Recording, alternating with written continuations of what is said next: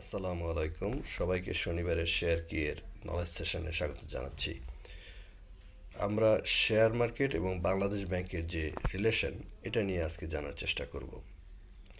Securities and exchange commission হলো আমাদের capital মার্কেটের প্রধান নিয়ন্ত্রক। এদিকে বাংলাদেশ ব্যাংক হলো আমাদের ইনডিরেক্ট রেগুলেটর, কীভাবে সে ব্যাংকগুলোকে নিয়ন্ত্রণ করে এবং ব্যাংকগুলোই মার্কেটে ইনস্টিটিউশনাল ইনভেস্টর হিসেবে সবচেয়ে বড় রোল প্লে করে। এবং এইটা করতে গিয়ে বাংলাদেশ ব্যাংক কীভাবে কাজটা করে, কোন মেকানিজমে করে, সেটা হলো মনিটারি পলিসি দেয় এবং তার ব্যাংকিং রেগুলেশন দিয়ে সে ইন্টারেস্ট রেট, লিকুইডিটি এবং ক্যাপিটাল মার্কেট এক্সপোজার এগুলোর দ্বারা শেয়ার প্রাইসকে তারা নিয়ন্ত্রণ করে। আপনারা দেখবেন যখন ইন্টারেস্ট রেট বাড়তে থাকে এবং বেশি থাকে তখন বিভিন্ন ইনভেস্টমেন্ট ইনস্ট্রুমেন্ট যেমন বন্ড, ফিক্সড ডিপোজিট এগুলোর প্রতি মানুষের আকর্ষণ বেড়ে যায়। তখন আসলে ক্যাপিটাল মার্কেট থেকে ফান্ড উইথড্র করা একটু কঠিন হয়ে যায়। অন দ্য আদার ওয়ে, আপনি যদি দেখেন যখন ইন্টারেস্ট রেট কম থাকে তখন বন্ড এবং ফিক্সড ডিপোজিটের ইনস্ট্রুমেন্টগুলো জনগণের কাছে জনপ্রিয় হয় না। তখন মানুষ খুব হায়ার রিটার্নের জন্য ক্যাপিটাল মার্কেটের দিকে ধাবিত হয়। এবং একই সাথে যে লিস্টেড কোম্পানিগুলো যদি ইন্টারেস্ট রেট হাই থাকে তখন তাদের কস্ট অফ ক্যাপিটাল বেড়ে যায়, তাদের প্রফিটেবিলিটি কমে আসে এবং ফলে তাদের শেয়ার প্রাইসও এটার ইম্প্যাক্ট পড়তে থাকে।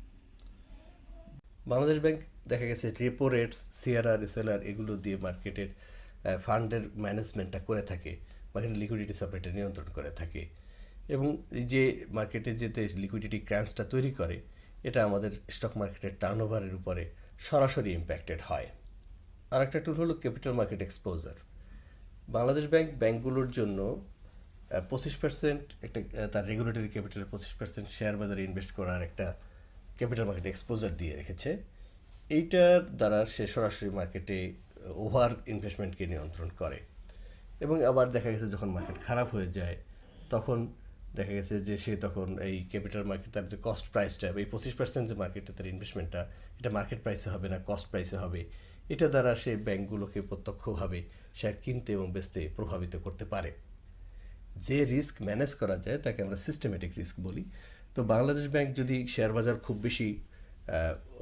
খুব বেশি ধরেন হট হয়ে গেল, তখন এই অবস্থায় পাবলিকের মানি যেহেতু ক্যাপিটাল মার্কেটে ব্যাংকগুলোর থ্রুতে ইনভেস্টমেন্ট আছে, যেগুলো ব্যাংকগুলোর ক্যাপিটাল যাতে ক্ষতিগ্রস্ত না হয় সেজন্য সে তখন এই এক্সপোজারের ইস্যু দিয়ে তাদেরকে শেয়ার বিক্রি করতে বাধ্য করতে পারে।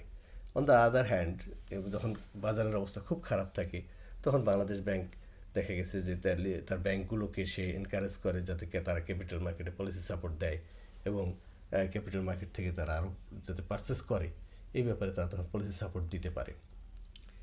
ইন্টারেস্ট রেট এবং মার্কেট ইন্ডেক্সের মধ্যে একটা থিওরিটিক্যাল সম্পর্ক রয়েছে। আমরা সবসময় জানি যদি ইন্টারেস্ট রেট কমতে থাকে এবং কম থাকে তখন শেয়ার বাজার দেখা গেছে শেয়ার প্রাইসগুলো বাড়তে থাকে, ইন্ডেক্স বাড়তে থাকে। এবং একইভাবে যদি আবার ইন্টারেস্ট রেট যখন আস্তে আস্তে বাড়তে থাকে তখন ক্যাপিটাল মার্কেটও আস্তে আস্তে কমতে থাকে। মানুষ তখন ইন্টারেস্ট রেটে ফিক্সড ডিপোজিটের দিকে, ফিক্সড ইনকামের দিকে, ক্যাপিটাল মার্কেট অথবা ভোলাটাইল মার্কেট থেকে সরে এসে ফিক্সড ইনকামের দিকে। আমরা আজকে জানতে পারলাম যে বাংলাদেশ ব্যাংক সরাসরি রেগুলেটর না হলেও সে পরোক্ষ এবং পাওয়ারফুল একটা পার্ট হলো ক্যাপিটাল মার্কেটকে নিয়ন্ত্রণ করার ক্ষেত্রে। সে পলিসি সাপোর্ট দিয়ে, মনিটারি পলিসি এবং আদার টুলস দিয়ে মার্কেটে মানি ফ্লোকে এবং লিকুইডিটিকে নিয়ন্ত্রণ করে।